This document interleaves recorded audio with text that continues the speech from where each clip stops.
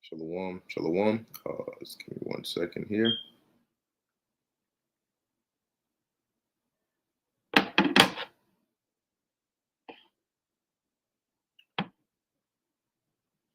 Cool. All right, shalom. First and foremost, I want to give all praises, honor, and glory to Yahweh, Bahasham, Yahweh Shai, Bahasham, Rachak Kodash. Double honors to the elders and the apostles of Great Millstone, and peace and blessings to the elect. And today we're going to go into 2nd Esdras, the 10th chapter. I believe the day before yesterday, I went into 2nd Esdras, the 9th chapter, and that chapter ended with, it pretty much continues into the 10th chapter. And in 2nd Esdras, the 9th chapter, Ezra basically is in this field that the angel Uriel told him to go. And he sees this woman who, who comes, he sees her mourning and bewailing, and so on and so forth. And so he goes to her and asks her, what's the problem? Why is she mourning like that? So we're going to continue through in 2nd Esdras chapter 10. And Lord willing, this will be edifying to the elect. So this is 2nd Esdras chapter 10, verse 1. It says, and it came to pass that when my son, now this is the woman from chapter 9 at the end, speaking to Ezra, because he had asked her what was the problem, why was she mourning? And it came to pass when my son entered into his chamber, his wedding chamber, he fell down and died. Then we all overthrew the lights, and all my neighbors rose up to comfort me. So I took my rest onto the second day at night. And it came to pass when they had all left off to comfort me, to the end I might be quiet. Then then rose I up by night and fled, and came hither into this field, as thou seest. So, after her son died, they, people came to, comfort her. And for a couple of days that worked. But then after that, the grief was just too much. So she fled in the night when nobody was aware and came here into this field. Verse 4, and I do now purpose not to return into the city, but here to stay, and neither to eat nor drink, but continually to mourn and to fast until I die. Then left I the meditations wherein I was, and spake to her in anger. So this is Ezra, right? After hearing what the woman said, Ezra left off from his thoughts, right? Because he was, we were going into in chapter 9 what he was meditating on. But when he saw this woman, he stopped meditating on that and he came to her. And after hearing why she was there, he says that then left I the meditations where I was, or wherein I was, and spake to her in anger. So Ezra got mad when he heard what her reasoning was. And this is what he said. Verse 6, thou foolish woman, above all other, seest thou not our mourning and what happeneth unto us? Because remember that at this time, Ezra is in the, they're in Babylon right now. Okay. And when you actually go, let's go pull up 2nd Esdras, the 3rd chapter. All right, this is 2nd Esdras chapter 3, verse 1. It says, in the 30th year after the ruin of the city, right? Of the ruin of what city? Babylon, Slakia, Jerusalem. It says, I was in Babylon and lay troubled upon my bed, and my thoughts came up over my heart. For I saw the desolation of Sion, and the wealth of them that dwelt at Babylon. And my spirit was sore moved, so that I began to speak words full of fear to the Most High, and said. So Ezra is in Babylon, and he as he said, he saw the desolation of Sion.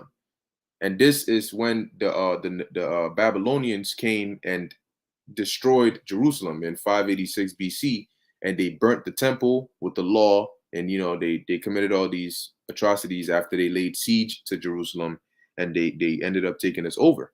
So when they took us over, the majority of us went as captives into Babylon. Daniel, the 3 holy children, all of them, Ezekiel. They were all contemporaries, and they were captives in Babylon. Okay, so Ezra here, when he says to this woman, "Seest not thou our mourning, and what happeneth unto us?" He's basically saying, "Don't you see what's going on? Don't you see that our Jerusalem has been destroyed, and we're captives under these Babylonians? And you gonna come and complain about this?" In essence, that's his sentiment. That's why he's so mad. So it says, verse 6, "Thou foolish woman, above all other, seest thou not our mourning, and what happeneth unto us? How that Sion, our mother, is full of all heaviness, and much humbled, mourning very sore." Which, let's get a quick precept on that. And why were they mourning? Because Jerusalem had been pretty much destroyed, taken over, and we were sent captives into Babylon. This is, I believe, Psalms 137. All right, yep, Psalms 137, verse 1. It says, "By the rivers of Babylon, there we sat down. Yea, we wept when we remembered Zion." Right? Verse 2, "We hanged our harps upon the willows in the midst thereof. For there they that carried us away captive required of us a song, and they that wasted us required of us mirth, saying, Sing us one of the songs of Zion." So historically, this actually happened when the Babylonians, led by Nebuchadnezzar, right, the Neo-Babylonian Empire, came and besieged Jerusalem and destroyed it and took us captive. This is why when the Persians came into power, Cyrus gave us the decree to go back and rebuild the temple, which was completed under the reign of Darius. And then Nehemiah went back to oversee the rebuilding of the walls, because you had the temple, but you also had the walls, right, of Jerusalem. So going back, 2nd Esdras chapter 10, verse 8, it says, "And now, seeing we all mourn and are sad, for we are all in heaviness, art thou grieved for one son?" So you doing all this over one son. What about us? Our whole nation, look at the condition we're in. It says, "For ask the earth, and she shall tell thee, that it is she which ought to mourn for the fall of so many that grow upon her." And those are talking of the so many that grow upon her are man, right? Mankind, quote unquote. It says, "For out of her came all at the first, and out of her shall all others come." Yeah, because man was made of the earth, and man was made to dwell on the earth.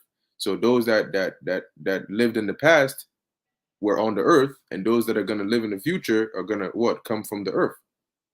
It says, "And behold, they walk almost all into destruction, and a multitude of them is utterly rooted out." So he's saying, you're complaining about your one son. Well, what about the earth with all of her children that die in mass? What about her?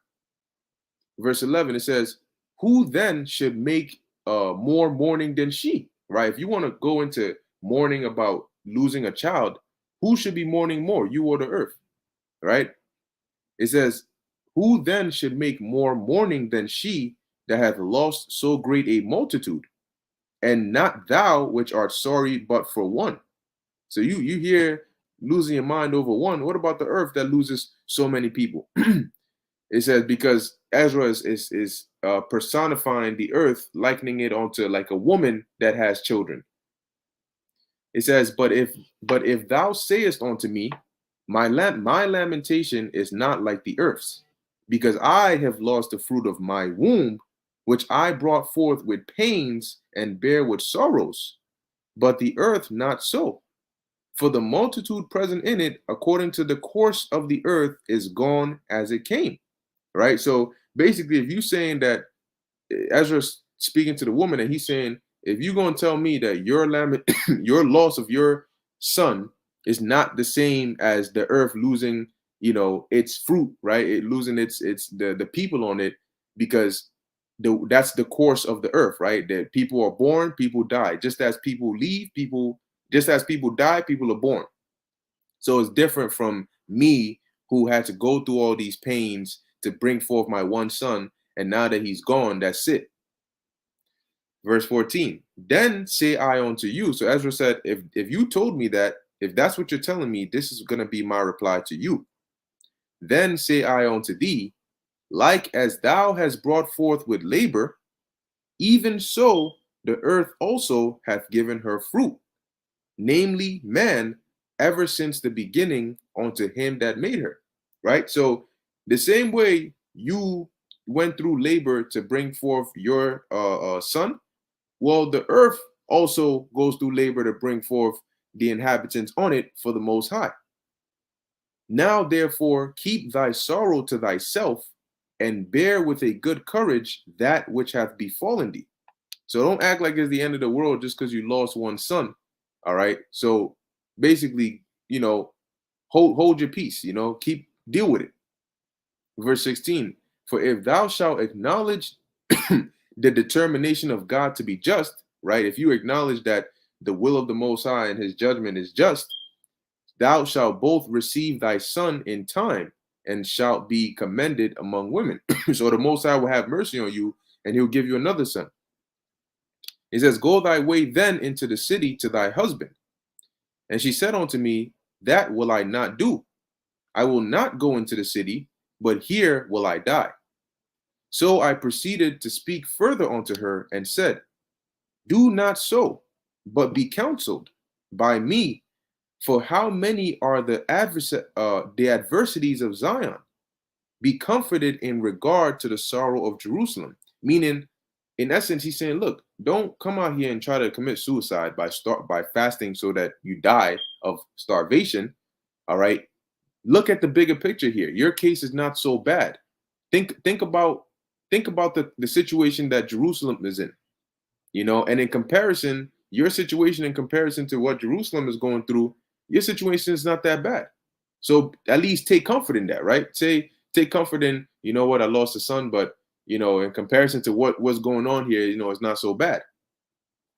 It says, verse 21, for thou seest that our sanctuary is laid waste, our altar broken down, our temple destroyed. And that actually happened during the siege. They burnt the temple. That means all the scrolls, the laws, the writings in it was gone. And when you read in 2nd Esdras, the 14th chapter, that's why Ezra asked for the Lord to put the Spirit on him so he can recollect all of the writings that we lost, the law, the records, all of it. And that's why the Lord told him to take those men that were, swift at writing, and they wrote all those books so that we could have the records today. Verse 22, it says, our psaltery is laid on the ground. Our song is put to silence. Our rejoicing is at an end. And the light of our candlestick is put out. The ark of our covenant is spoiled. Our holy things are defiled. And the name that is called upon us is almost profane. Now, the ark of the covenant was hidden by Jeremiah. And we know that Jeremiah was alive and prophesying right before and into the time when the Babylonians came and besieged Jerusalem and destroyed us. So the ark, the Babylonians didn't get the Ark of the Covenant. The Lord instructed Jeremiah, and he was able to hide it in a cave. And then after that, it was gone. Nobody could find it anymore. And the account of that is in the book of 2nd Maccabees. Let me see. I think it's the 4th chapter. Maccabees 4. Okay, maybe it's 2nd Maccabees, the 2nd chapter. Yep. And the book of 2nd Maccabees, when you read it, it's, if I remember correctly, I believe it's the Jews in Judea writing to those that were in the Jews that were in Egypt, right? Yep. It says here, 2nd Maccabees chapter 1, the brethren, the Jews that be at Jerusalem and in the land of Judea, wish unto the brethren, the Jews that are throughout Egypt, health and peace. God be gracious unto you, and remember his covenant that he made with Abraham, Isaac, and Jacob, his faithful servants. And then they go on to write more and more and more. So they were writing to the Israelites that were in Egypt. All right, this was during the time where the Greek Empire, right, when the Seleucid Empire and Ptolemaic Empire or dynasty were going back and forth, and we were sort of caught in the middle, right? So Second Maccabees, as per the first chapter and the first few verses, were the Jews that were in Jerusalem writing onto the Jews that were in Egypt, right? You had a large community of Israelites in Alexandria, Egypt, right, to exhort them and so on and so forth. So Second Maccabees chapter 2, it says, it is also found in the records that Jeremy, which is referring to Jeremiah, right?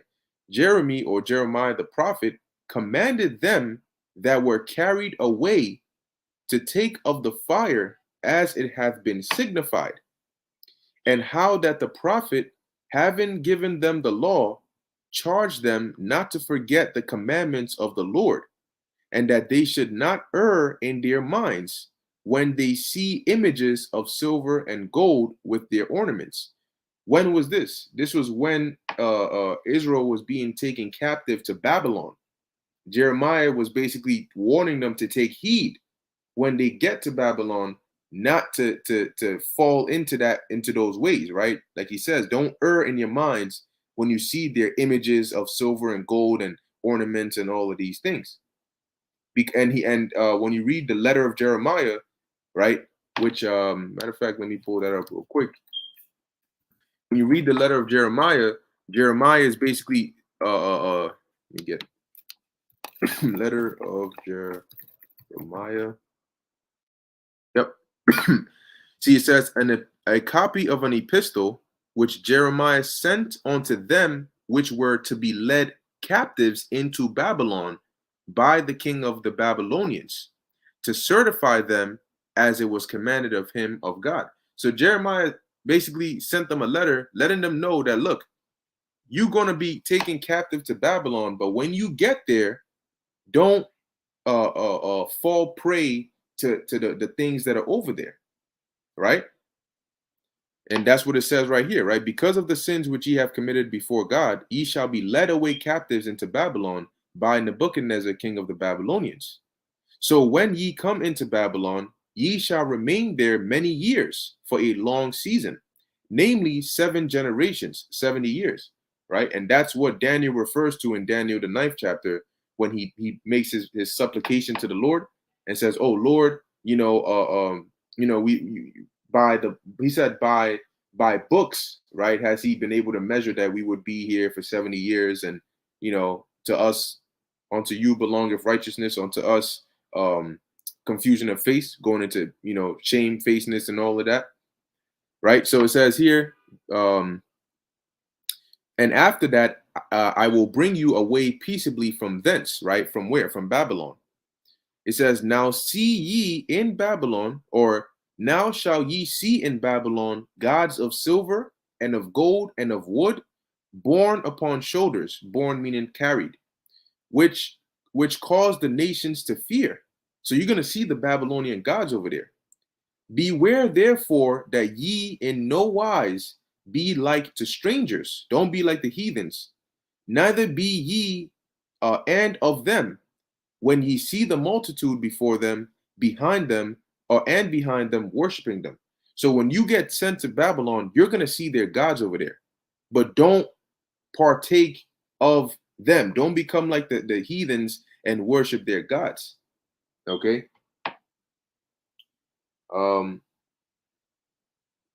So going on, it says here, back in Second Maccabees chapter 2, right? Dealing with Jeremiah, because I mentioned the ark that it was hidden. So the Babylonians didn't get access to it.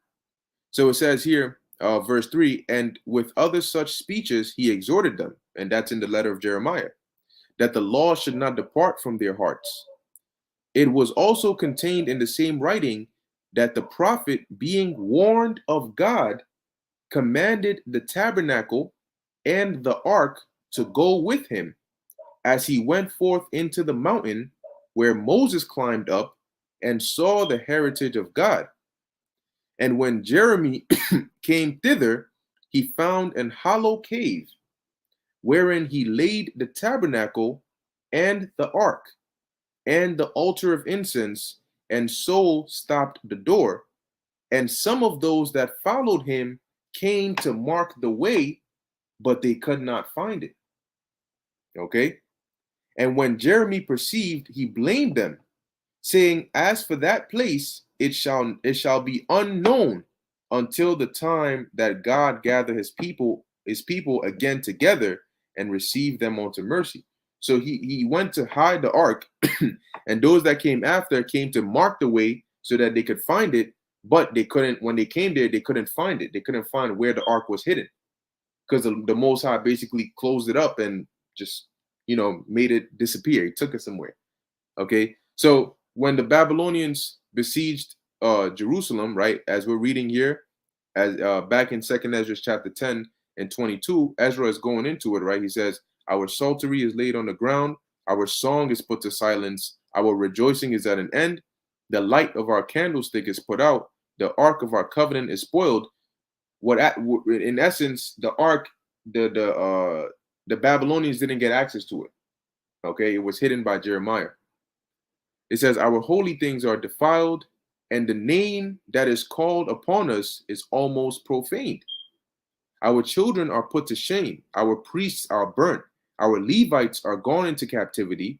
Our virgins are defiled. Our wives ravished." Yeah, because when the Babylonians came, they killed people, they raped people, they burnt, they besieged Jerusalem. Our righteous men carried away, right? Daniel, Ezekiel, the three holy children, and many others. Our little ones destroyed. Our young men are brought in bondage, and our strong men are become weak. And which is the greatest of all, the seal of Zion hath now lost her honor, for she is delivered into the hands of them that hate us. Now, what's a seal, right? When you think of a seal, you look at like a letter, and then you put a seal on it to keep the letter closed. But the seal would have like a symbol or some signature that would show who authorized it, right? Who sealed it, and the that would hold credibility, right? If the king used his ring, right, to stamp a seal, you would know that this was from the king. So it's held in high esteem, right?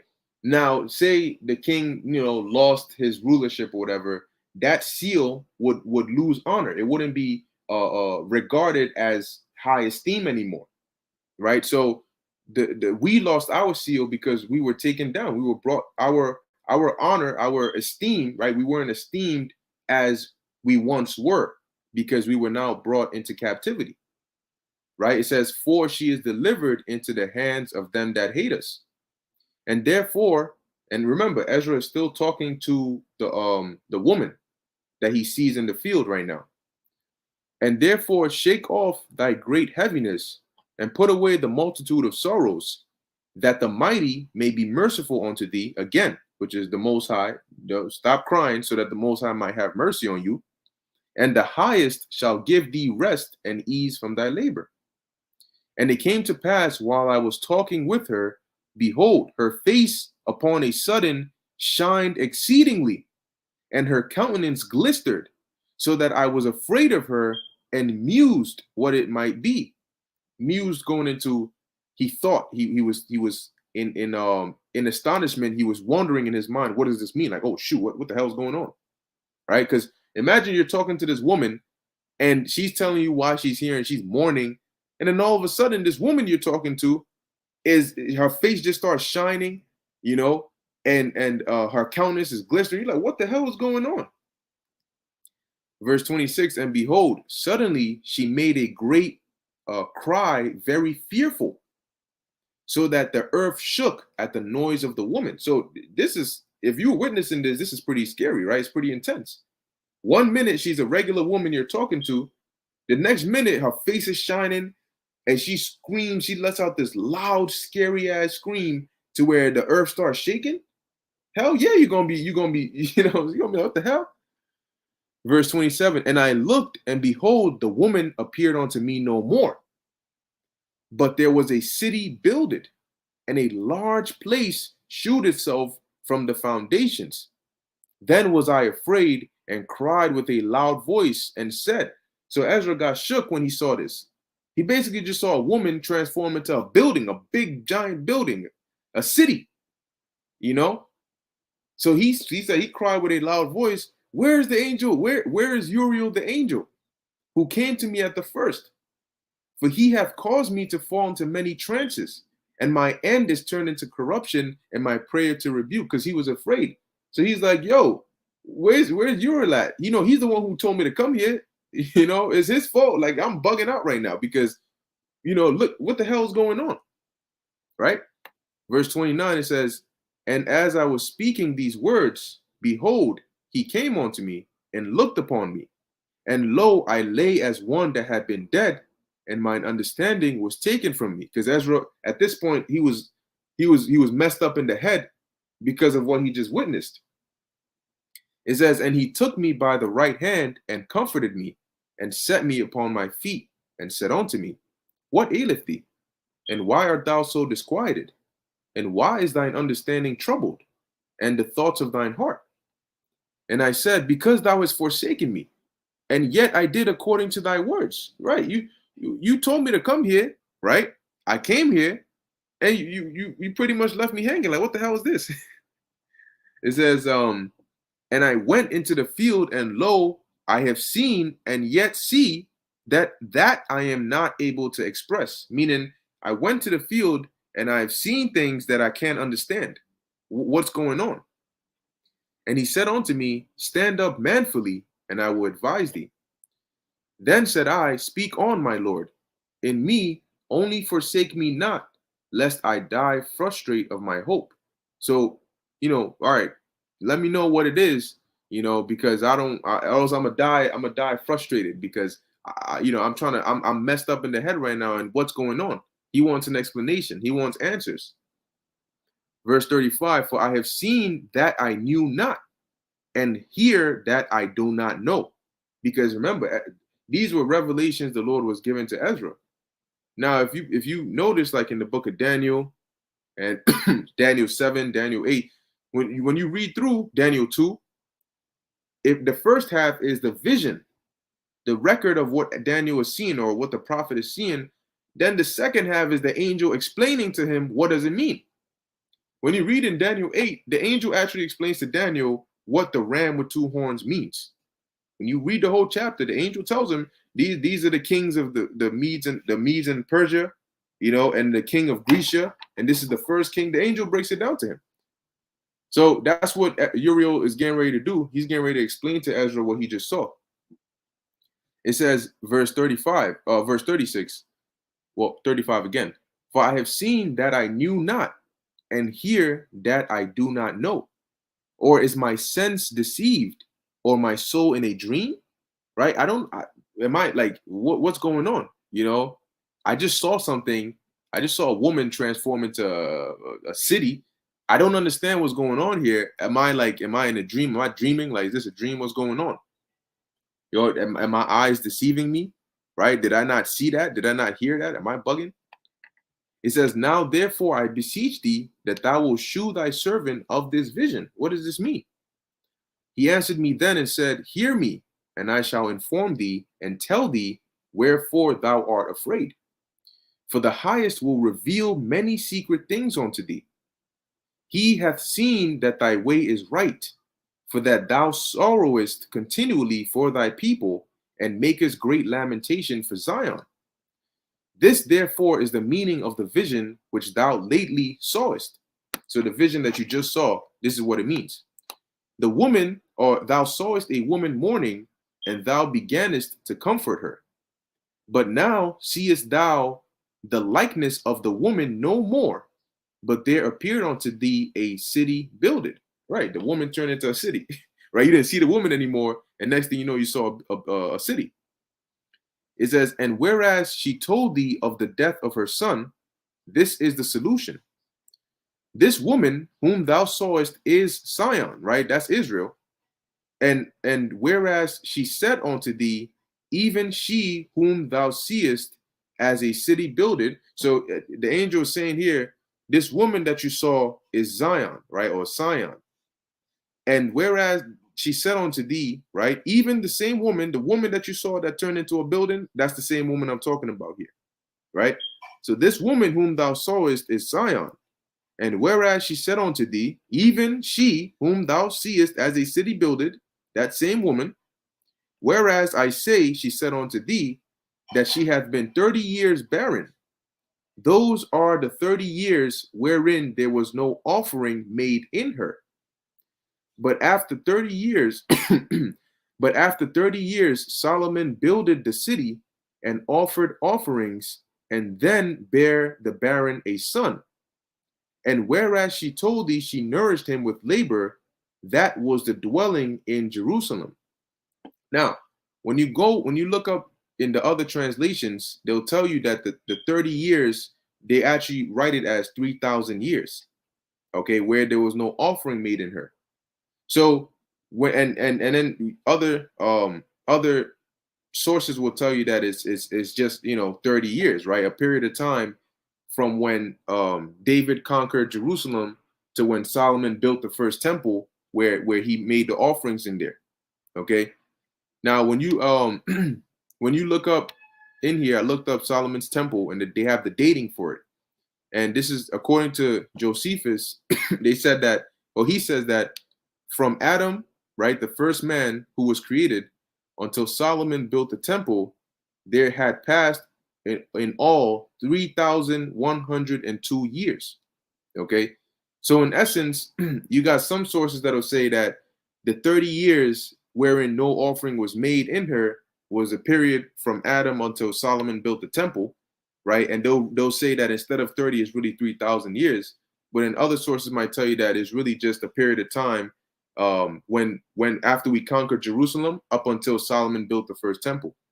All in all, you can just understand it as the 30 years just represented the time before Solomon built that temple, as the angel said, right? Those are the 30 years wherein no offering was made in her. But after 30 years, Solomon builded the city and offered offerings, and then bare the barren a son. And what did Solomon do? He built the temple, right? The house of God. And then he made the offerings and so on and so forth in Jerusalem. So you can just think of the 30 years as the period of time before, right, Solomon came and did this. Whether from when we conquered Jerusalem or from Adam, that like I said, in other translations, they have it as 3,000 years. Here it's written as 30. So just know that it still either or represents the time period from before Solomon built the temple and we started offering sacrifices.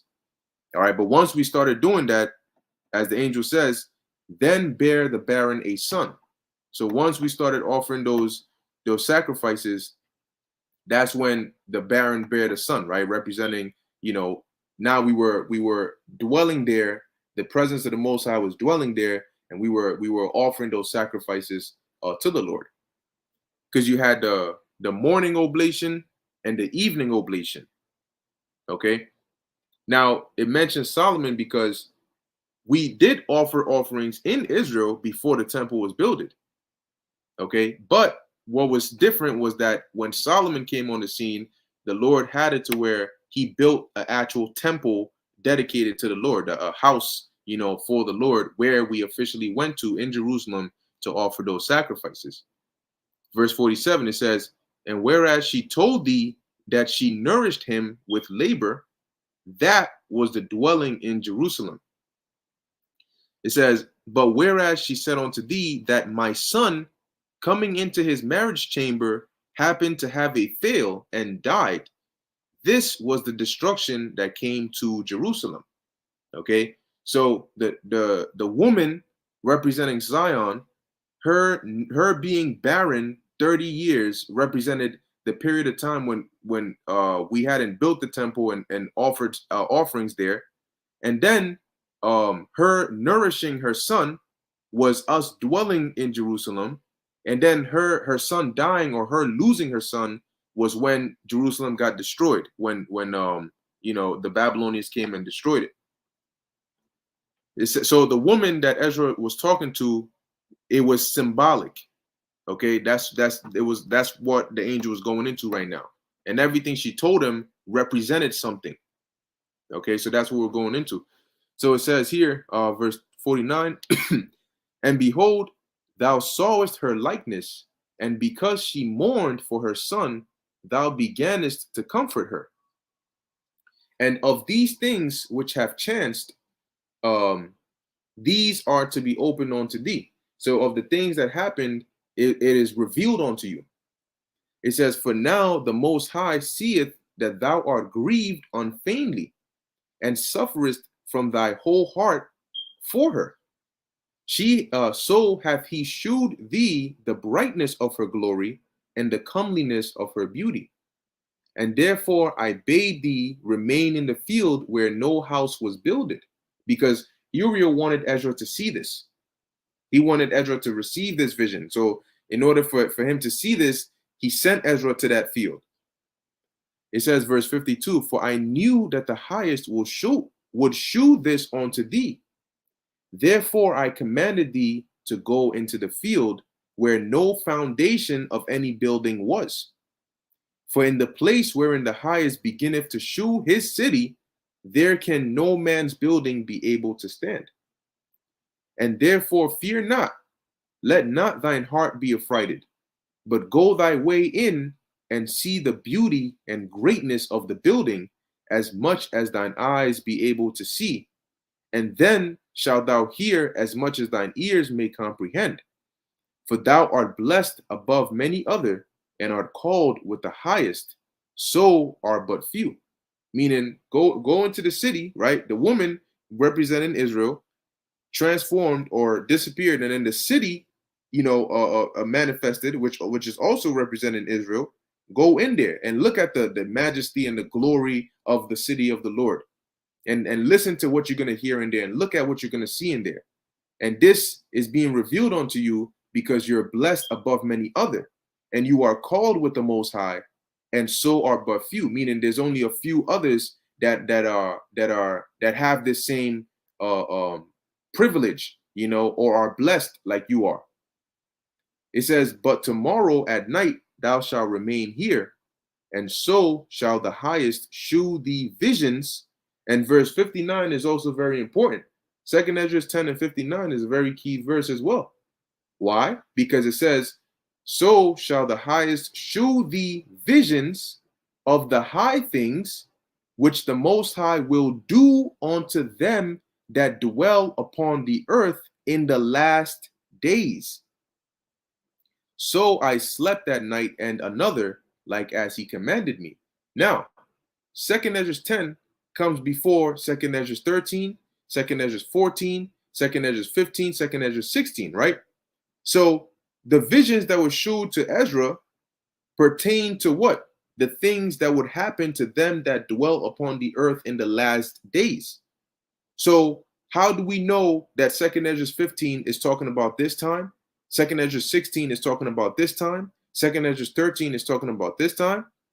Because the visions that Ezra received were were of the things that would happen, right? That would befall them that dwell upon the earth in the last days. And we are in the last days now. You know what else it proves?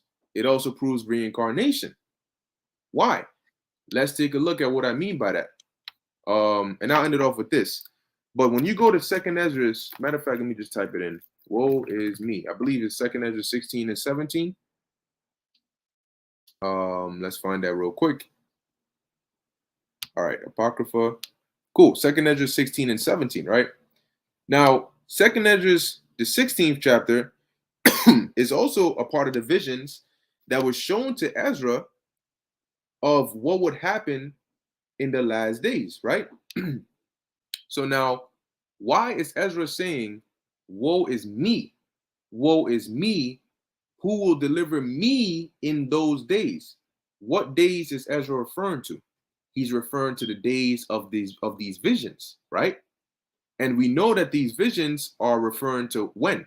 The last days, right? These visions that Ezra received are what was going to be happening to the people who are living on the earth in the last days. So 2nd Esdras 16 is a part of those visions that would happen to those that were living on the earth in the last days, right? So if 2nd Esdras 16 is applying to those that will be living in the last days, Ezra, when he received this vision, wasn't in the last days. Okay, he was at least about 2,500 or so years before Yahushua came on the scene. So why is Ezra saying, woe is me, woe is me? Who will what? Who will deliver me in those days? Implying that Ezra would be alive in those days. But Ezra died. So how would he be alive in those days? There's only one way, which is through reincarnation. Ezra understood that he would be back on the earth in the last days when these visions will be fulfilled.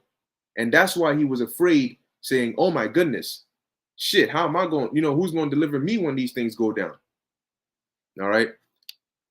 So yeah, that was pretty much it. Yeah, I'm gonna end it there. That was 2nd Esdras, the 10th chapter. And Lord willing, it was edifying to the elect. I'm gonna try to go into, some more different breakdowns, 2nd Esdras 11, 12, so on, as the spirit permits, and yeah, like I said, Lord willing to be edifying, unto the elect. So the water for tuning in, the water for the precepts, the brother, I saw the brother Naquam, put one up. And in closing, I want to give all praises, honor, and glory to Yahweh, Bahasham, Yahushai, Bahasham, Rakah Kodesh. Until next time, Shalom.